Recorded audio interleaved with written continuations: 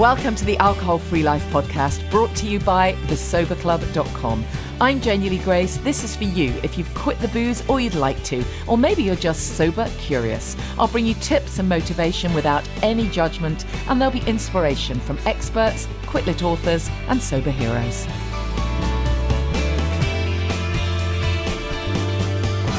Hi, and welcome to the podcast. I hope you're well. If you're listening to this on, pretty much when it comes out, then you've still got time. You've got one day to get in quick for our constellations, if you can make it, tomorrow in Hertfordshire, Saturday, 10th of May in Hertfordshire. Come along if you can. Drop me a message. We'll get you in if you happen to be at a loose end. It's just life-changing, so come if you can. And then I'm also going to remind you about the free webinar, which is on Monday the 19th of May, in case you're interested in exploring a career as a sober coach. So I realise that's not for everyone, but just sow that seed of the date. Oh, and while we're on dates, I'm into them quickly, aren't I? Wednesday, 18th of June, very special live podcast at Club Soda in London with a very special guest to be announced soon. So save that date, and any day now the tickets will be released. So you'll be able to go on to thesoberclub.com/events and click through to get your tickets. You know, Club Soda is not a huge place. So do get in quick. It's just the most fantastic opportunity to meet with like-minded people, to be in that fabulous environment at the bar, drinking alcohol-free drinks. It's just great, and meeting my wonderful special guests. So I really hope you'll be able to join us Wednesday, 18th of June.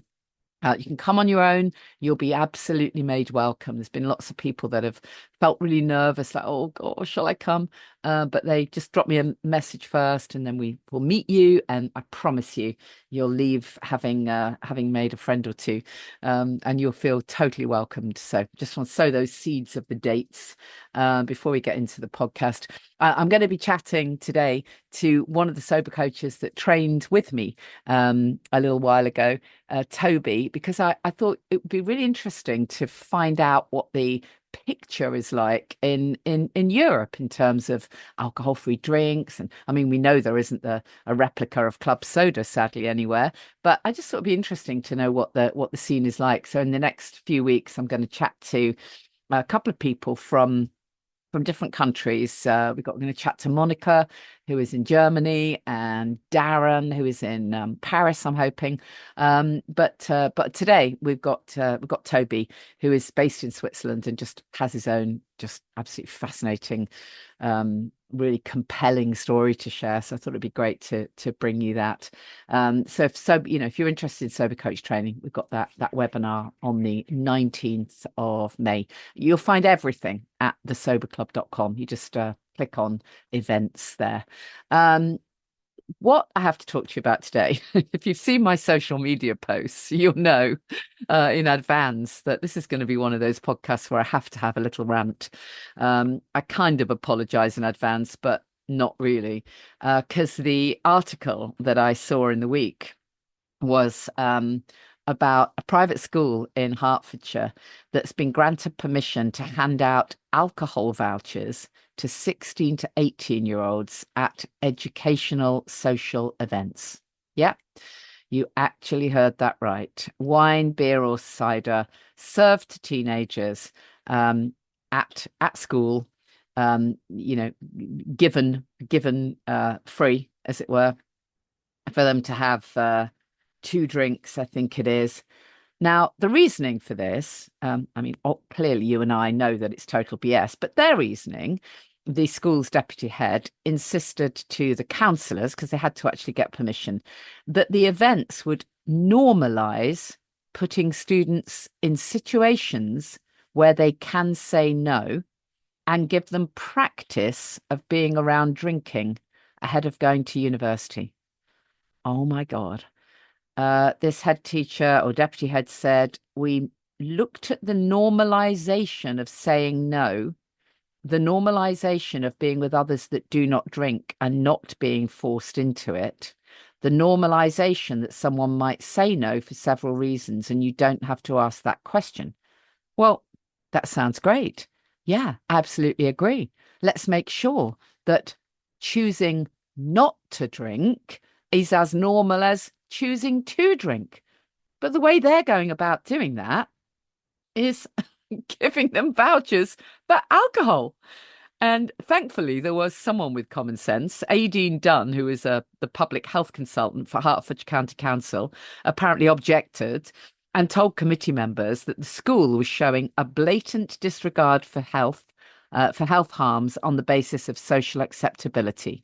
Ms. Dunn said, "We keep talking about being socially acceptable and social norms, but that's not a good enough reason. Social norms are not always the right norms. We shouldn't be talking about safe drinking."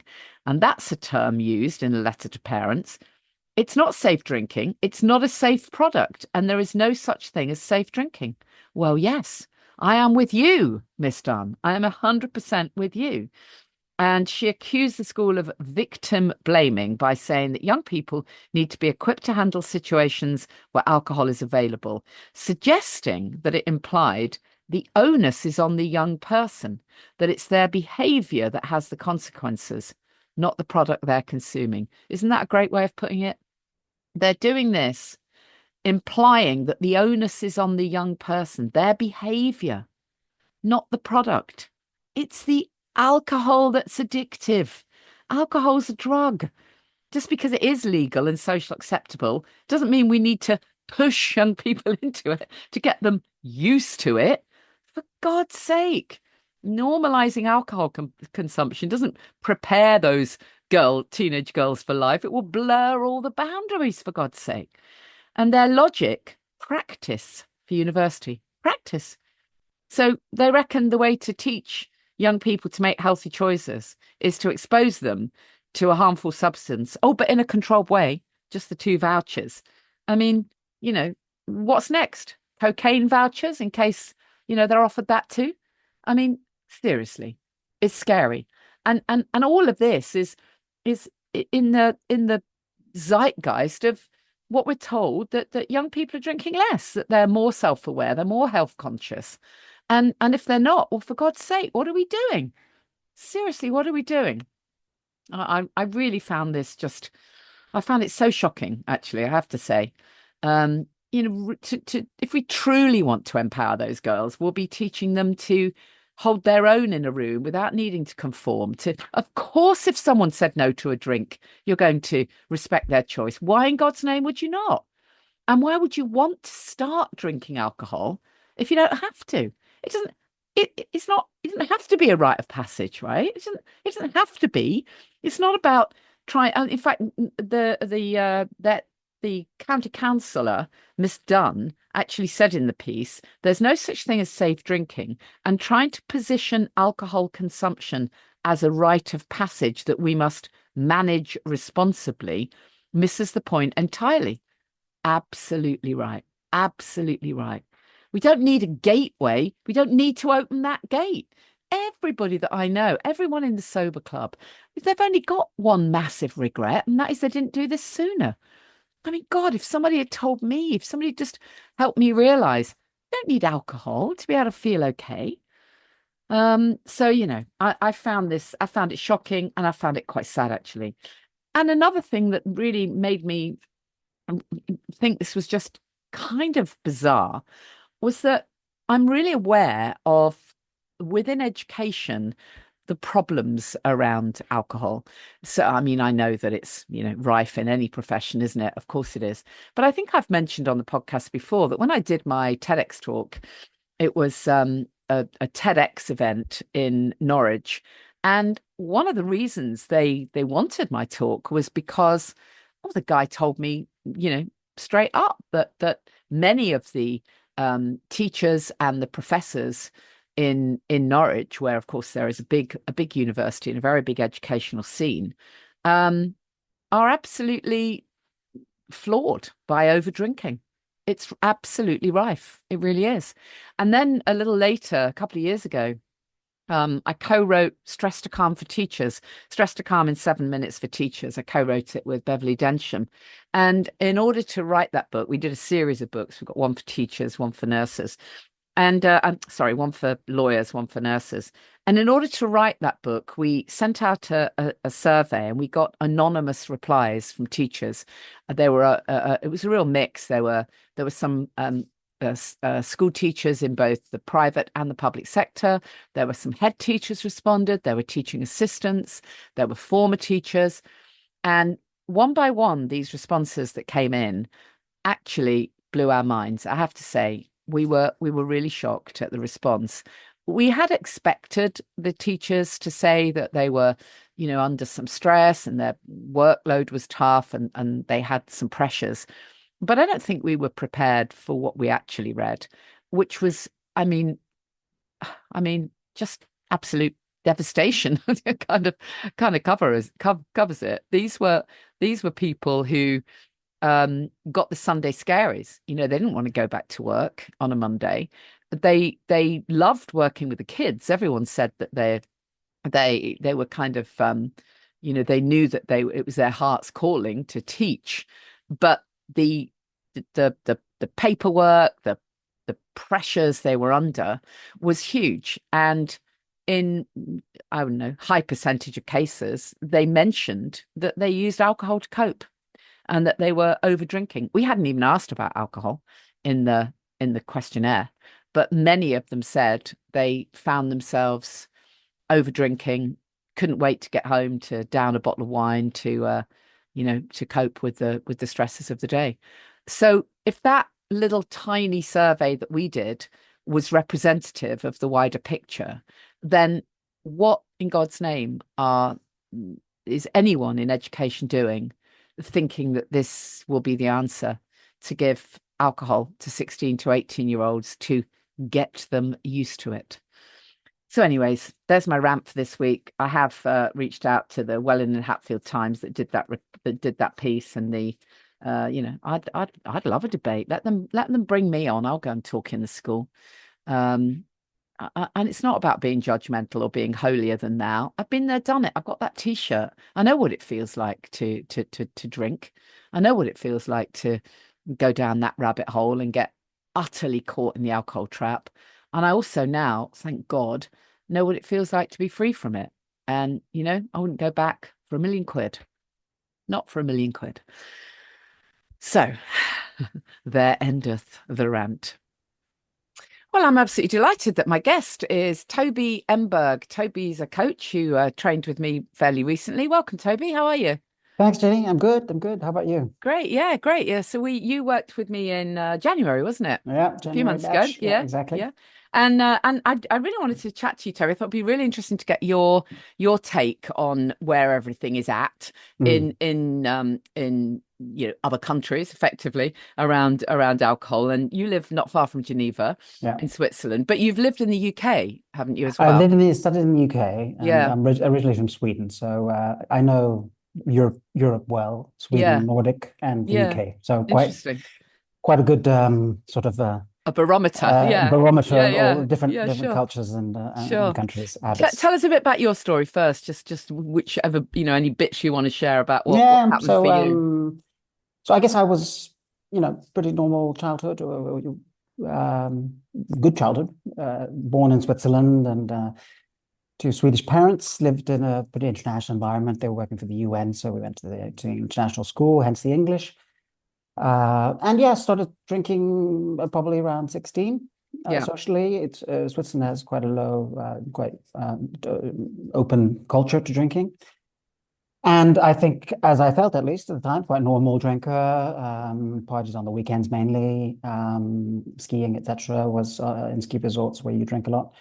So yeah, that was sort of the teenage in the 20s, university in Edinburgh, and of course, yeah, there's a big Is that drinking where it ramped was up in Edinburgh? not really no, No. still pretty social, I but I thought that was mean, going to be our fault, the UK's fault. no, it wasn't. Yeah, it could have been, but sort of would usually have a beer, in the evenings. My dad always had a beer in the evening, so I thought that was kind of what you do. Yeah. And then I came back to Switzerland, and I had to sort of started having anxiety quite early on in my life, probably about 18, Yeah. which became quite acute. And I think alcohol was an element that I used as a crutch, not in excessive quantities, but definitely helped me. But and at that time, I had no idea. There was not much information about that. Actually, it was, the worst thing you can do. Yeah. Yeah. Also at school, there was a lot of talk about drugs, very bad, but alcohol was never seen as Yeah. an Well, issue. it's legal, isn't it? Seen as the Yeah, okay so thing to do. yeah, and Yeah. I mean, there's much more awareness today. And then, I started working, and there was corporate life. So there's events, drinks, Christmas parties. Yeah, I'd say fairly normal. Later on, as I moved on to different jobs, alcohol was sort of omnipresent, but I wasn't Mm. sort of falling around. But I was a good, solid drinker, as they say. I then had a nasty legal case from an ex-employer, which lasted 7 years, and that really, for an anxious person, is not a great thing, or for anybody, it's not a great thing, Mm. because it was Mm. completely unfounded. But 7 years is long, and I think that's sort of where it sort of ramped up, and Right. that ended about 3 years ago. It's interesting, isn't it? How it's so ingrained in us that, when there's really severe stress and Mm, anxiety, alcohol is that coping mechanism. yeah, It's but ingrained it from was such an early still age. but it was still sort of fairly sort of um controlled. It wasn't Yeah. excessive. Yeah. But it was still definitely the go-to. And also during that period, we'd do, sort of boys' weekends once a year. We'd have a bunch of friends, and it was very sort of drinks. Never drugs really was very anti-drugs and cigarettes, but funnily enough, alcohol was a good friend. And despite the anxiety, I mean, ironically, I was very much I was seen very much as an extrovert, and I did love theater, and I loved giving speeches. Yes, often, asked to be the best man, because people thought I was quite funny. Well, I'm hopefully still funny, and good at writing speeches. But I have to say, I would oil the engine with some Mm. drinks Mm. before, to get to my sweet spot, and so on. And then I guess about 3 years ago, 3 years ago in September. Well, in September it'll be 3 years. I had been ramping up for 2 years and really started drinking in the morning. I was in a very, very deep hole. Very tough time. Really felt Yeah. like Yeah. physical dependency had clearly stepped in. The family affected. My daughter was 13, and she witnessed that. But you're so, as you know, you're so focused on where your next drink is going to come from, and your discomfort, and you just feel terrible. And at night, waking up, and that's when I had my 3 a.m. wake-ups with grief, waiting Yeah. for my Yeah. text message from my wife to tell me that you drank too much. But yeah, sort of, I would say, a fairly helpless surrounding,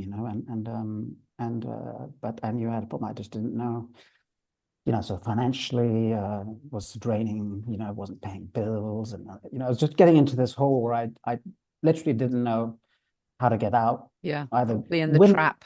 win the Yeah. lottery to pay everything back, or I wasn't suicidal, but I thought, well, that would be the only solution. Yeah. And then basically, just before that period, so I was on holiday in Sweden with my son, and still drinking and finding ways. But then my brother realized I was sort of tripping around, and odd things. And I was definitely, and then looking back, I felt, well, the things you do, like everyone. And then I just sort of broke down, and he sort of said, "Okay, there is a problem." And, as always, people know, and Swedish culture, we're not very sort of conflict types, and I think everyone sort of was aware, and so that's when I kind of had to come out to the family. Of course, my wife and my daughter, my son was too young, were suffering, and the relationship was suffering, and everything else. And very rapidly, and I was thankful, my brothers and family stepped in, and so I was pretty much at rock bottom, really. And so I went Mm. just in time, really, went to a clinic in the UK, actually, Mm. for a Mm. 1 month detox, Right. Right. and came out of there. And quite frankly, I was lucky in the sense, or in that the switch coming out was immediate. I just couldn't, look at a bottle really. I just felt sick. I couldn't drink orange juice because that was a classic mixer with vodka. So I didn't have any cravings, and I had a very good personal addiction doctor, who helped me. Unfortunately, she retired. I was never really into the AA, even though I do go occasionally just to sort of check how they do. Very much depends on the group, but the rehab center was, of course, very insistent on 90 days, 90 meetings, but I didn't do that initially. It was only since this autumn that I actually went to check it out a bit. I mean, I guess like everyone, the God factor, and really depends on the group. And I'd say the first 6 months, you're really in a daze. Your body is completely rebalancing. You feel also, the family is taken a beating. So yeah, I felt like a stranger in my own home, and obviously you're sober. You're facing everything right on. Yeah, having to face all the emotions without the crutch. Right, exactly. And so that was tough. I get it, but partially just getting back to life and sort of as living in a new body. Yeah, But then, of course, all the grief and the bad feelings come up. I mean, you feel awful. And other things popped up on the way, accounts that had touched the kid's account, and so it kind of like my wife was sort of like, finally he's going to rehab. And then when I was in rehab, she started receiving all the unpaid bills. yeah, And then 6 months later, she sort of saw the kid's account and said, "What's going on here?" And so she was like double whammy. And she's the sort of person who drinks rarely and very moderately, thankfully as well, because I think it's quite difficult. Quite a few people at the center would be going back to heavy drinkers or drug addicts. yeah, But she took more hits, and that the trust, it just takes a very long time to yeah, regain. I mean, I was lucky that she stayed. Most people get kicked out during the process. I was about to get kicked out after. yeah, yeah, And your brain is recalibrating immensely. I mean, you feel like you're driving a different car that you've never driven, or I tend to say, you've always driven an automatic, and suddenly you have to learn how to drive a stick shift. yeah, So it did take me, I would say, 6 to 12 months to really feel myself, and I managed also to pay back that debt for the kids. So that helped with the relationship. And so you can go around saying sorry 50 times, but the trust, especially the kids tend to turn a little bit faster, even though my daughter is I think always concerned. And I think it's a factor, unfortunately. I can't change that. No, but you're right. We can't change it, but you have changed now, and that's really powerful. And that new role modeling that you're doing is very different, because that role modeling is showing them that you no longer need any kind of substance to be able to cope, and that you recognize you made a hell of a mistake. And we have to own up to our mistakes, don't we? We have Yes, to, yes. and there's real power in that. I think that's better any day than just keeping things hidden from kids. There'll be a beauty in knowing that that you were brave enough really to deal with it, to face it, and to be honest. What more can you do?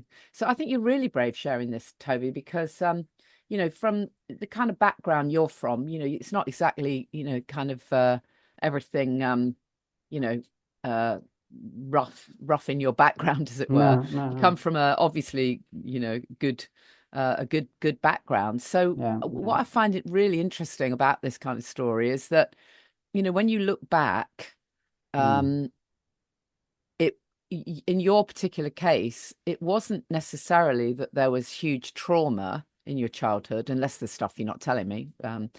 But it doesn't sound like there was huge trauma that affected you.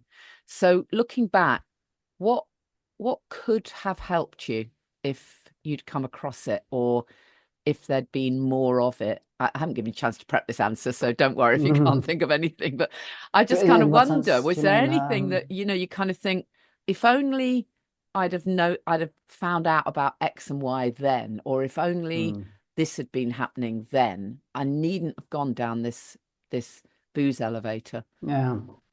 No, it's interesting because, when you leave the clinic, you sort of write a goodbye letter to alcohol, and you sort of say, the signs are there. It's like you're driving on the highway and there's signs telling you to exit, but you just, the devil on your shoulder or whatever you call Yeah. it turns your Yeah. head the other way.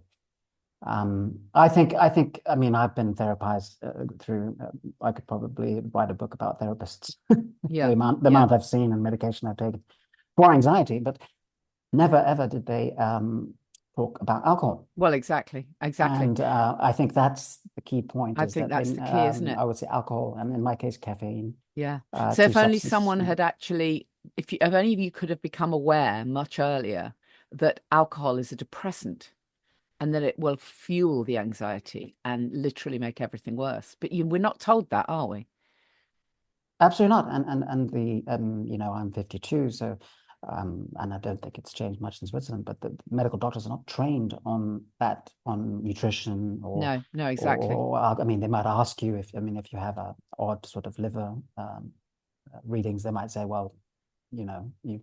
I remember one doctor saying, yeah, it's a little bit high, but that's all they said. But they don't even ask really in Switzerland how much you drink, and especially that element as you are an anxious person. This Yeah. this is the worst thing you can do, Yeah. So and the it'll only get correlation worse. between mental health issues and alcohol is just not talked about. It drives me No, bonkers. It yeah, really does. I mean, yeah, I don't know if you heard the interview I did with Dr. Anya Topiwala. I talk about it a lot yeah, I because it did, was yeah, so powerful. But she's a psychotherapist, and she yeah, was so clear about it, wasn't she? That yes, even one glass is harmful, that it is the worst thing you can possibly do for your mm, for good mental health. Absolutely the worst thing you can possibly do. So why are not all, anyone who's dealing with mental health in any capacity ought to have that as their baseline? Doesn't mean they have to stop drinking. They can do whatever they like, but no, they should absolutely be sharing that piece of information. Not, I don't know if it's like it is in the UK where people will, certainly women will typically rock up to GPs and they'll share that they've got mood swings and anxiety and they're feeling stressed, and they're just handed out antidepressants like sweets. right, yeah, it's very similar everywhere. Um, I think, yeah, but I think even, but to be honest, even the therapists Well, yeah, who you they're drink, drinking too often. Yeah. or the psychoanalysts, that never came up. It was just prescription medication Wow. and or CBT or meditation. Yeah. So yeah, had I known that in fact I was really just making things much worse, I would have put my life probably would have panned out differently because it Yeah. does affect your life, anxiety, quite a bit. Yeah. Yeah. Absolutely. And Well, yeah, so yeah, I think that would have been the key thing. that's the key, isn't it? And I Well, don't huge. think enough people in the No, I therapy agree. world know about No, it. I agree. And huge well done to you, Toby, because you've obviously you've come through it, you've repaired your relationships, and Thank you. and you've invested in coach training for yourself, which will lay all of those foundations, Mm, and that story will, it will really resonate with people. It really will. mm. Um I hope so, because yeah. it's really true. We need to just literally shout this from the rooftops, don't we? Yeah, If yeah, you're already anxious, if you've got mental health issues, just don't pour fuel on the fire. That's literally what exactly. it is. Pouring fuel on the fire. Unbelievable. Um, So tell me about the drinking culture in Switzerland. I'm getting it must be different to the UK. I mean, you don't have sort of pubs on every mm. corner and supermarkets selling loads of booze, or do you? Well, it's a very open market. I mean, Scandinavia has very restrictive. You can only buy booze in specific shops Can at you? specific Okay. times. So it's quite controlled, but that doesn't stop them drinking. But Mm. Switzerland is it's a small country, but it's actually three different cultures. So you have the French-speaking part, the Italian-speaking part, the German-speaking part, and they're all a bit Hmm. different. I'd say the French Italian-speaking part is a bit sort of more of an influence, or the French part is influenced by the French kind of culture. So it's yeah, you're right. There's not a pub on every corner, so but it's very common is what they call the aperitif. So after work, and it's becoming also global, this sort of after work thing. Yeah. But it's very common to meet people. People get together after work and have what they call an aperitif, typically wine, and it's more a kind of a sipping culture, Hmm. and that's in the cities. So they may drink quite a lot, but it's over a longer period of time. It's not so quite as bingy, I would say, as at least in the older people Right. or Okay. middle-aged people. Yeah. In the sort of out in the villages, they tend to have sort of little auberge as they call it, little village restaurants, and there you often have a sort of a bunch of people who do sort of have an aperitif in at lunch, so 11 a.m. and after dinner. Mm. So I do remember a girlfriend of mine who probably had some problems, but the white wine was already out at about 10, 11, Right. Right. and they have very small glasses, so you don't really see how much you're actually drinking. You keep topping them up, probably. So until you stand up. So Yeah. it's more that sort of culture, but then of course there's the culinary element. So especially on the French side, there's a lot of this elements of you drink a good wine with a good meal, and um, less spirits, I would say. Mm. People don't drink so much spirits, but white wine, and of course the fashionable drinks now are coming like spritz is well, like Yeah. everywhere. Yeah. But it's more that the younger generation, apparently, according to statistics, are drinking less, but they will binge more. So when they drink more. And what I've seen with my kids, friends, or my daughter is a bit older, they drink a lot more spirits than we did. We drank Right. more beer, really. They seem to go straight for spirits. Yeah. Is there much in the way of drugs? Do they take cocaine? A lot of the younger people? Cocaine is huge. Yeah, I mean, not the young Is people it? so much, but it's actually very common amongst older people. Yeah, I Is mean, it? Interesting. or older, middle age. It's sort of Yeah. it's a kind of a party drug. They analyze in Switzerland. They analyze the water and Zurich and Geneva have very high levels of cocaine in the water, especially after the weekends and Wow. ski resorts. There's been some documentaries later about the huge amount of cocaine that goes around in these slightly more privileged surroundings. So it's and they're like alcohol. Some fall into the trap, and others can do just the cocaine once Yeah. every Yeah. 6 months. So Sure. it's quite varied. It's not very open, but much less. Well, there is street drugs, but less so than the UK, I would think. Mm. And And Cannabis is very common is it amongst interesting? amongst the youth. Yeah. Right.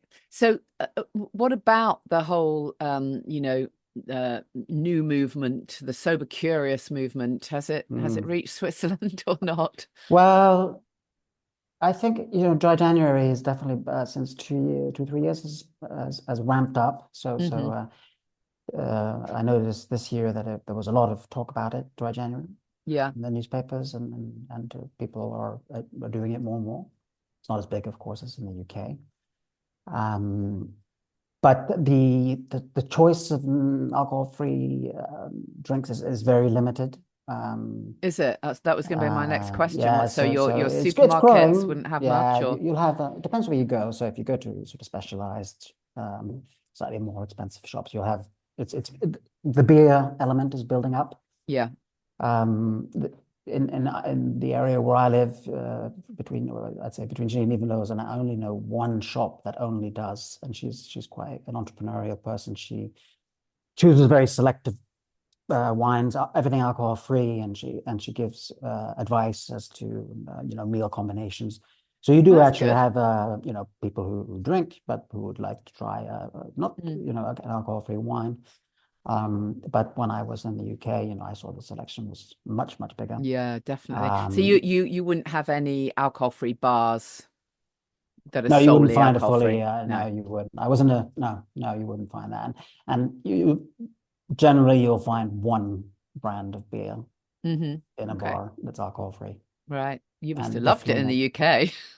Well, I didn't This didn't is, have time to go to the pub oh, when we did the training. did you not have time to go to did you go to Club Soda in London? I can't No, remember. I didn't have the You time, didn't manage it. unfortunately. Okay. Yeah. Next time you have to come. You have to come. So You'll there is love a it. market for that, but there's definitely, I'd say, there is more beers. And with the statistics, I think the alcohol companies are realizing they need to shift a bit. Yeah. But it's still very much predominantly alcohol drinks. Yeah. Yeah. Yeah. Interesting.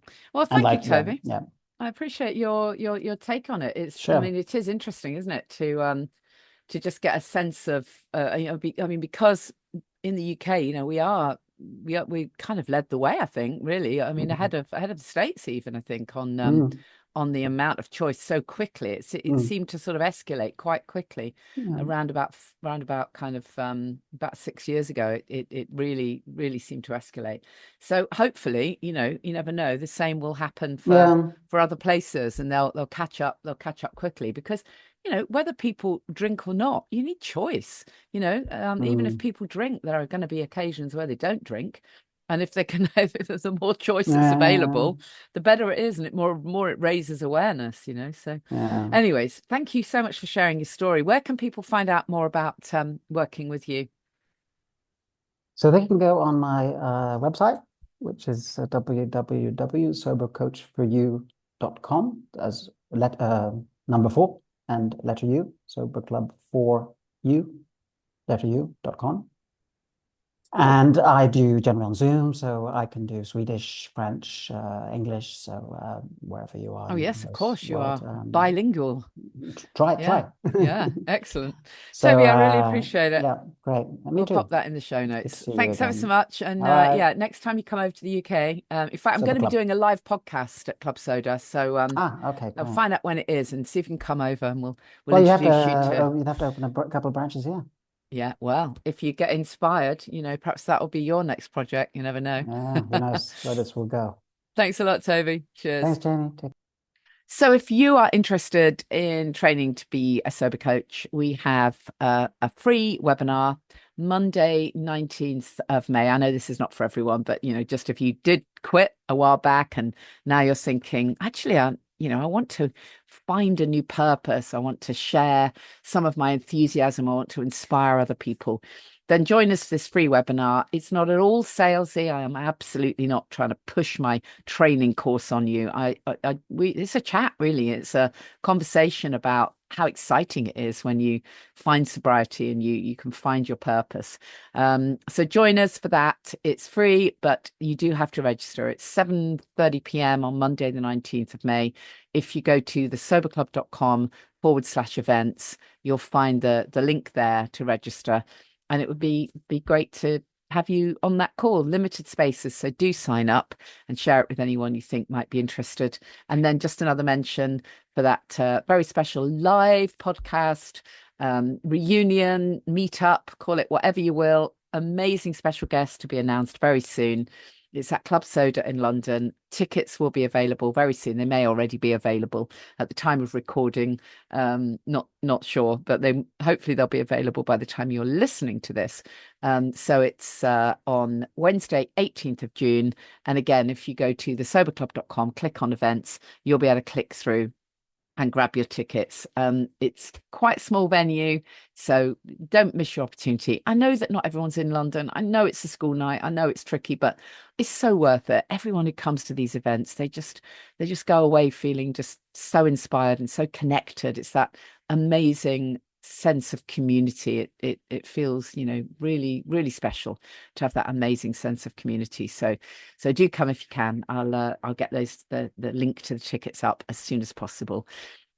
Just a reminder, if you're doing this, get connected. You know, you might not want to wait till our event. You know, join us in the Sober Club. There is so much there, so much amazing stuff to keep you inspired. And if you want a one-to-one coach, you know where to find me. And I have a directory on the Sober Club of sober coaches who have trained with me. Just most of all, tell someone you're doing this. Don't just hole up. Don't just keep it to yourself. Tell someone because it kind of makes it real. It helps your unconscious mind to know that you're actually serious about this. And the absolute top tip that I can give you if you're early days is stay focused on everything you're gaining. You know, I always joke about this, but it's not a joke. You know, don't use the phrase give up. You are not giving up anything, and stay completely focused on all the wins.